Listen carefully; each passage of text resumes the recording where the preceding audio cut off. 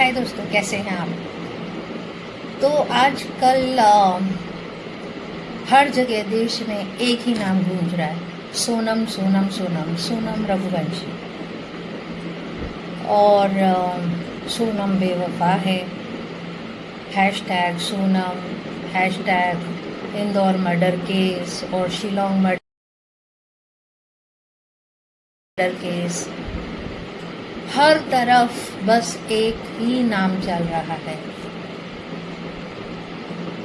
तो ये अगर सोचा जाए तो इस सब को, अगर ये मर्डर एक्चुअली सोनम ने किया है, जैसा कि अभी तक सिनेरियो चल रहे हैं, या जैसा कि अभी तक हर जगह पे पता चला है, तो क्या लगता है आपको, सोनम ने सही किया?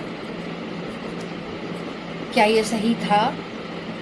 हमने इसके पहले कुछ दिन पहले ही एक और मर्डर केस देखा था, जहाँ की एक वाइफ ने अपने हस्बैंड को मारकर वो सीमेंट के उसमें ड्रम में छुपा दिया और फिर वो घूम रही है अपने बॉयफ्रेंड के साथ। एंड क्यों हम इतने मेंटली बीमार क्यों हो गए हैं कि हम एक नॉर्मल ज़िंदगी जीते हुए ऐसे हो जाते हैं कि हम किसी का खून तक कर दें। उस परिवार का क्या, जहाँ पे जो अपना बच्चा खो देते हैं सिर्फ आपके एक उस सेटिस्फैक्शन के चक्कर में कि आपको किसी और से प्यार था। अरे भाई, अगर प्यार है तो मारना क्यों? अगर आप में इतने गट्स हैं, अगर आप में इतनी हिम्मत है कि आप किसी का खून कर सकते हो, तो आई एम श्योर आप में इतनी हिम्मत भी होगी कि आप टाइमली शादी का ऑब्जेक्शन कर सको। या आपको लग रहा है कि ऑब्जेक्शन करके बात नहीं बन रही, तो ठीक है, फिर आप उस चीज का कुछ और तरीका निकालो। इतनी तो हिम्मत आप में है, डेफिनेटली है, क्योंकि आप किसी का खून कर रहे हो तो आप में हिम्मत बहुत है। किसी का खून करना आसान बात नहीं होती। हम कसाई कहते हैं उस इंसान को जो किसी जानवर का खून कर दे। तो हम उस इंसान को क्या कहेंगे जो इंसान का ही खून कर दे? वो तो शायद कसाई से भी बड़ा लेवल हो गया, मुझे नहीं पता उसका टर्म क्या है। आतंकवादी, खूनी, मर्डरर। और अगर आप में इतना जिगरा है एक आतंकवादी बनने का, एक खूनी बनने का, या एक मर्डरर बनने का, तो आप में इतना जिगरा तो डेफिनेटली होगा कि आप किसी ऐसे रिश्ते को रोक सकें एक अलग तरीके से, या एक ऐसे रिश्ते से बाहर आ सके जो आपकी इच्छा अनुसार नहीं हो रहा। और इसके लिए जो हमारा ये केस है शिलोंग वाला सोनम रघुवंशी का, हमें नहीं पता कि उसकी शादी उसकी मर्जी से हुई या उसके माता पिता ने ज़बरदस्ती करवाई। लेकिन मैं एक मैसेज पेरेंट्स को भी देना चाहूँगी, हर उस पेरेंट को जो एक सोसाइटी या एक सामाजिक प्रेशर में आके अपने बच्चों को मजबूर करते हैं किसी के साथ शादी करने के लिए। नहीं, मत करिए। क्या फ़ायदा? बच्चा भी खोया, आपका बच्चा भी गया, दूसरे का बच्चा भी गया, आपकी बदनामी भी हुई। आपकी लड़की भाग जाएगी अगर, या आपका बच्चा किसी और से शादी कर लेगा, लड़का किसी और से शादी कर लेगा जो आपकी पसंद ना हो, तो कम से कम आपकी बदनामी उतनी नहीं होगी। 4 दिन की बातें होंगी और फिर खत्म हो जाएंगी। और समाज का क्या है, समाज तो कहता ही रहता है। आपकी मुसीबत में समाज कभी आपको बचाने नहीं आता। लेकिन आपके ऊपर उंगली उठानी हो तो आप सबसे ज्यादा इस समाज का सोचने लगते हैं। नहीं, खुशियों का सोचिए, अपने बच्चों की खुशियों का सोचिए। ये रिक्वेस्ट मेरी उन माँ बाप से है जो किसी भी तरह से अपने बच्चों को किसी ऐसे रिश्ते के लिए प्रेशराइज करते हैं जिसमें उनकी इच्छा या उनकी रजामंदी शामिल नहीं है। और ये मेरी रिक्वेस्ट उन लड़के लड़कियों से भी है जो इस तरह की प्लानिंग करके शादियां करते हैं। वो न सिर्फ शादी के रिश्ते को बदनाम कर रहे हैं, बल्कि वो खुद कुछ अचीव भी नहीं करते। कानून के हाथ बहुत लंबे हैं। आजकल टेक्नोलॉजी इतनी हाई है, आपके फ़ोन ट्रैक करना, हर जगह सीसीटीवी एंड हर तरह की नोटिफिकेशंस, कितनी ही सोर्सेज हैं कि पुलिस आराम से आपका पता या मर्डरर का पता लगा सकती है। हर कोई सोचता है मैंने फुल प्रूफ प्लानिंग की है, मैंने बहुत अच्छे से एक परफेक्ट मर्डर प्लान किया है, बट हमने हर किसी को पकड़े पुलिस को पकड़ते हुए देखा है। वो भी एक्सपर्ट लोग हैं अपनी लाइन के, जिनका काम है क्रिमिनल्स को पकड़ना, और उनमें इतनी अकल है कि वो आपको पकड़ सकते हैं। और एक बार पकड़े जाने के बाद आपकी जिंदगी क्या है? बदनामी, सजा, जेल की काल कोठरी। कोई कितना भी फन्ने खा बने, पकड़ा तो जाता ही है। तो कोई भी ऐसे कैसे सोच लेता है, स्पेशली ऐसे लोग, सोनम जैसे लोग या कोई और इस तरह का इंसान, चाहे वो लड़का हो चाहे लड़की हो, कि आपने एक अपनी ज़िंदगी एक नॉर्मल मिडिल क्लास की तरह जी है और एकदम से आप किसी का मर्डर प्लान कर लो, तो आप कैसे सोच सकते हो आप बच जाओगे, आप इतने परफेक्ट हो जाओगे?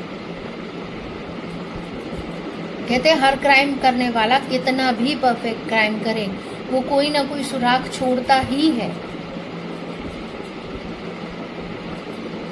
तो दोस्तों, मेरी आपसे हाथ जोड़ के यही विनती है, हर वो यंग यूथ, हर वो इंसान जो शादी के पड़ाव पे है, शादी करने वाला है, या हर वो पेरेंट्स जिनके घर में एक शादी लायक बच्चा है,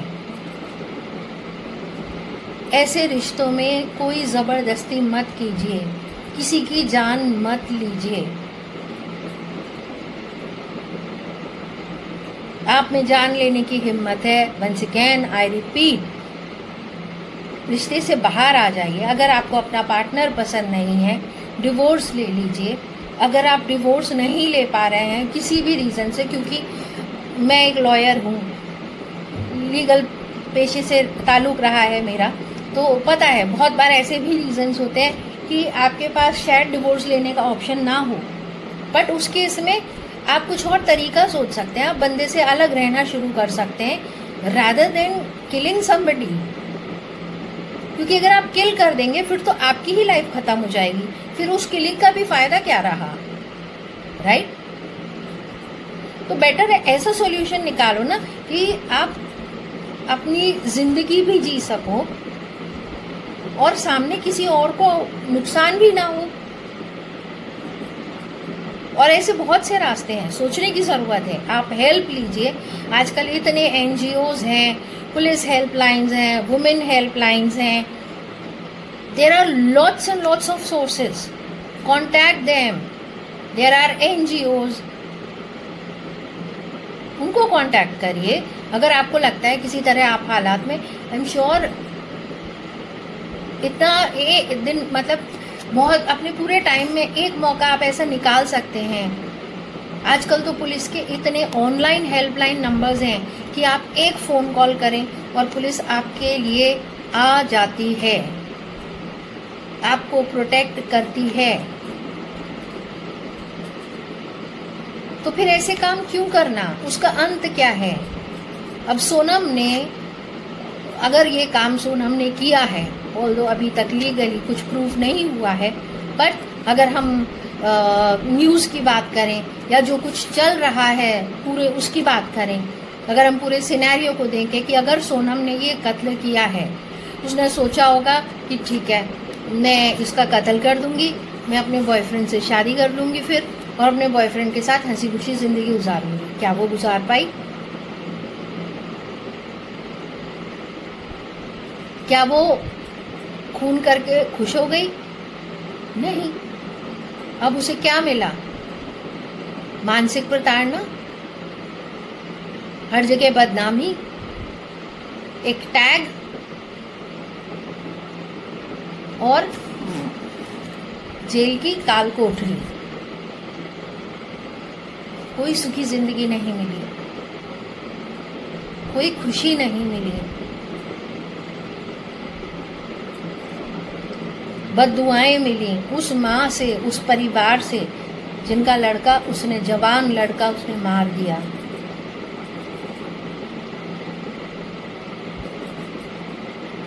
नहीं दोस्तों, लाइफ में किसी का मर्डर करना इस तरह की सिचुएशन में, इस तरह के रिश्तों में इज़ नेवर अ सोल्यूशन। वो आपको ही जेल की सलाखों के पीछे डालेगा। अगर आप किसी रिश्ते से खुश नहीं हैं, या आप किसी से शादी नहीं करना चाहते, या आपको अपना पार्टनर के साथ इश्यूज़ हैं, या आपको शादी में रहते कोई और पसंद आ गया है, तो आराम से उस रिश्ते से निकलिए, ताकि आप आगे जो चाहते हैं वो आप सुकून से जी सकें। मर्डर करके नहीं, मर्डर करके आप सुकून से नहीं जी सकते। आप पकड़े जाएंगे, आपकी भी ज़िंदगी तबाह, जिसको आपने मारा उसका परिवार तबाह, और अगर आपके बच्चे हैं तो उनकी ज़िंदगी तबाह।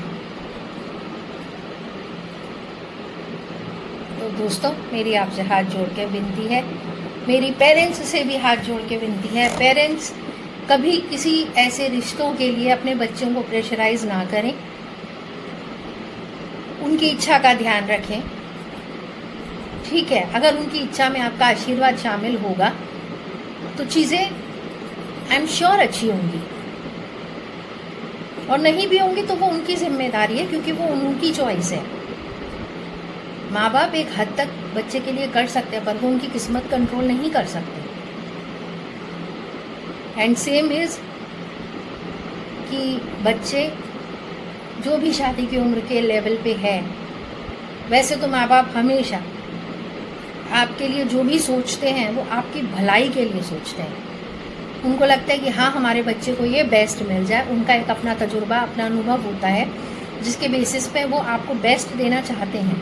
पर फिर भी अगर आपको वो नहीं मंजूर है, आपका रिश्ता कहीं और करने का है, या जो भी आपकी लाइफ में है,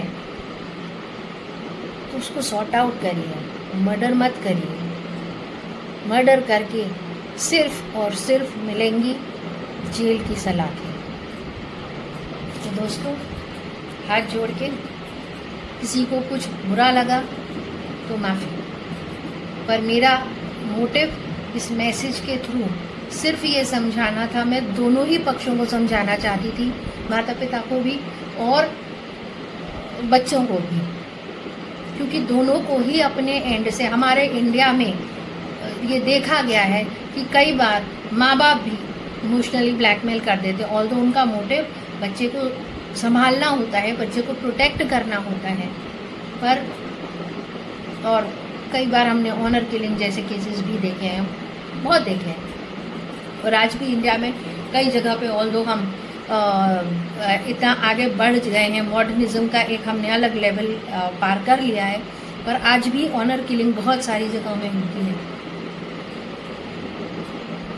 तो मेरी दोनों ही पक्षों से दरख्वास्त है कि killing is not a solution, ज़बरदस्ती इज़ नॉट एन आइडिया। ठीक है, संभाल के चलें, देख के चलें, और एक अच्छी खुशहाल ज़िंदगी पाएं। Thank you, always for you. और कमेंट्स लिख के अपने विचार ज़रूर बताएं, मुझे बताएं कि आप लोग क्या सोचते हैं इस बारे में। And I am there. मैं एक काउंसलिंग प्रोफाइल में रही हूँ, और बहुत उतार चढ़ाव मैंने अपनी ज़िंदगी में देखे हैं, और जिनसे मैं बाहर आई हूँ। तो दोस्तों, आपको कहीं पे भी ऐसा लगता है कि आपको किसी काउंसलिंग की ज़रूरत है, आपको किसी दोस्त की ज़रूरत है जिससे आप बात करना चाहते हैं, या आप स्ट्रेस्ड आउट फील कर रहे हैं, I am there. Take care.